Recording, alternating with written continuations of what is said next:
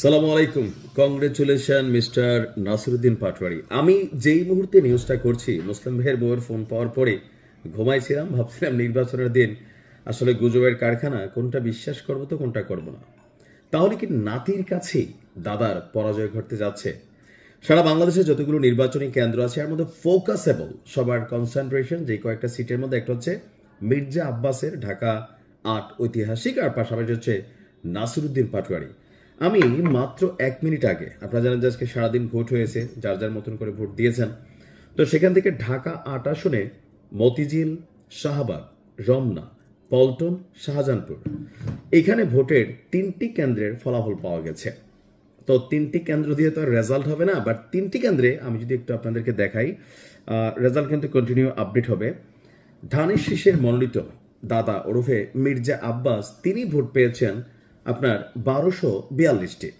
অপরদিকে সাতলা কলি প্রতীকে জাতীয় নাগরিক পার্টির দ্য ব্লুটুথ বয় নাসিরুদ্দিন পাটোয়ারি পেয়েছে ১২৪৯। তবে এইটার মধ্যে কিন্তু রেজাল্ট কানেক্টেড না, মাত্র ৩টা কেন্দ্রের রেজাল্ট আসছে, আরো অনেকগুলো সামনে আসবে। তবে এই ৩টাতে ৭ ভোটে এগিয়ে আছে আপনার নাসিরুদ্দিন পাটোয়ারি।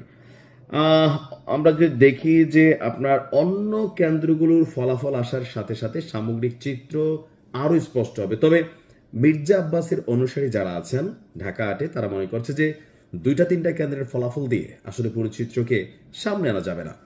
অপরদিকে নাসিরুদ্দিন পাটোয়ারি বলছে যে ঢাকা ৮-এ ভূমিধস বিজয় নাকি শাপলাকড়ি প্রতীকের হবে।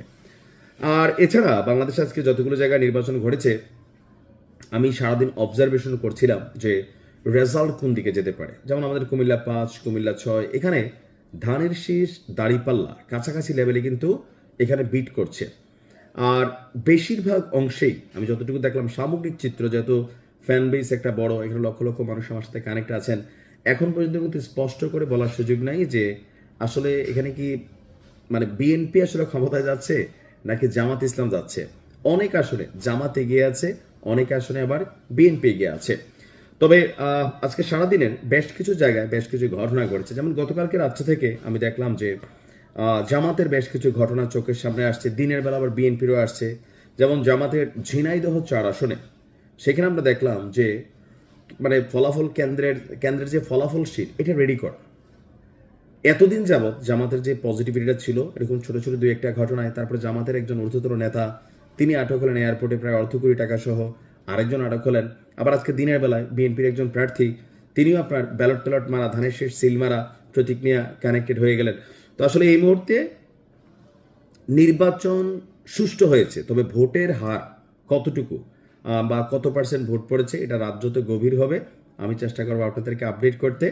তবে এই নিউজটা করার মূল কারণটা ছিল যে এই মুহূর্তে আর এর মাঝখানে খুবই বড় একটা ভয়াবহ গুজব ছড়িয়ে পড়েছিল যে হান্নান মাসুদের ছোট ভাই, মানে হান্নান মাসুদের ছোট ভাইয়ের যে নিহত হওয়ার ঘটনাটা, আমিও এটা নিয়ে দেখলাম যে অনেক মানুষ এটা বিশ্বাস করেছেন।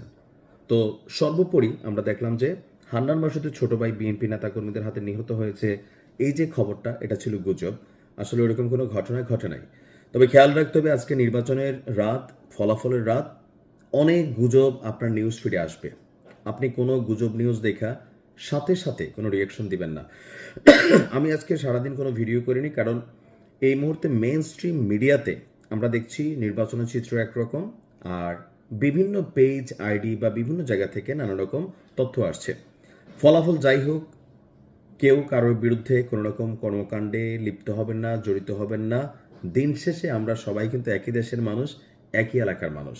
তো যে নিউজ দিয়ে শুরু করেছিলাম নাসিরুদ্দিন পাটোয়ারির, আমি এই পর্যন্ত যতক্ষণ ভিডিওটা আপলোড করছি হয়তো আর ২-৪টা কেন্দ্রে ফলাফল আসছে, আপডেট থাকবে। ভালো থাকুন, আসসালামু আলাইকুম।